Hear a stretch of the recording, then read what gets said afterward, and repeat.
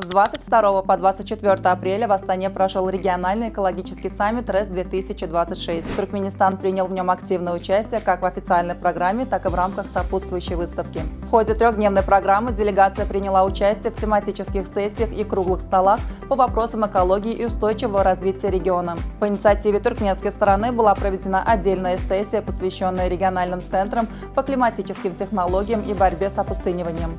На выставочной площадке РЭС-2026 Экспо свои достижения в сфере экологии и зеленой экономики представили 6 государств Центральной Азии и Каспийского региона. Туркменистан выступил на выставке с национальным павильоном, где были представлены разработки и инициативы страны в области охраны окружающей среды и климатической устойчивости. Корреспондент Туркменпортал пообщался с участниками выставки, в частности с представителями делегаций Узбекистана и Кыргызстана, которые поделились своими впечатлениями о мероприятии и рассказали об экологических приоритетах своих стран. Меня зовут Эркин Вахиддинов, я являюсь директором лесного агентства Узбекистана. Сегодня проходит большое мероприятие в столице Казахстана.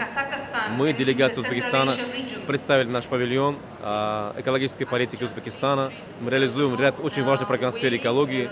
Самый большой проект – это Яшель Макон, зеленое пространство. В рамках этого проекта ежегодно в Узбекистане высаживается 200 миллионов деревьев. Кроме того, у нас реализуется большая программа по противодействию опустыниванию.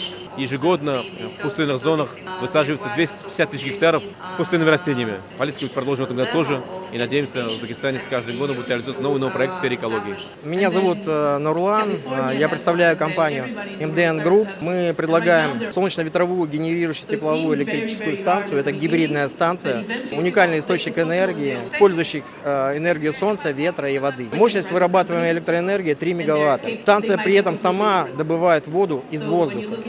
Станция может дать электричество и напоить людей, проводить орошение полей, садов и так далее.